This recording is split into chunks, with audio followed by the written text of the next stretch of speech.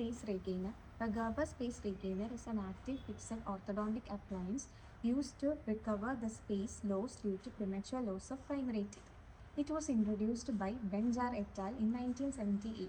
It works by applying active controlled forces to push the drifted permanent teeth, usually the permanent molars, back to their original position, ensuring enough space for the underlying permanent teeth to erupt.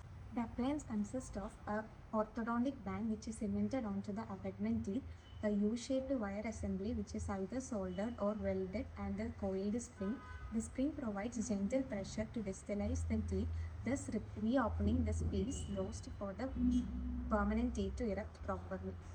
The indications include premature loss of primary molars, especially the premature loss of deciduous second molars, the space lost due to the nasal drift of the permanent molars, and in mild to moderate space losses, and in cases with unilateral space retaining is required, and in children during mixed dentition period where the tooth movement is much easier, and when radiograph shows permanent premolars is present and requires adequate space for them to erupt. The contraindications include skeletal malocclusion, absence of a successor permanent teeth, poor oral hygiene, and in severe space loss requiring comprehensive orthodontic treatment.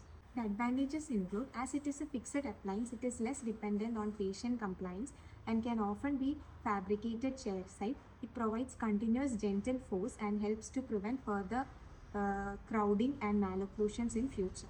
The disadvantages include periodic monitoring and activation are necessary and effective mainly only for mild to moderate cases, and the spring or the wire components may irritate the cheek or the gingiva, and the springs may loosen or fracture, and the risk of relapse is higher if the retained space is not maintained properly.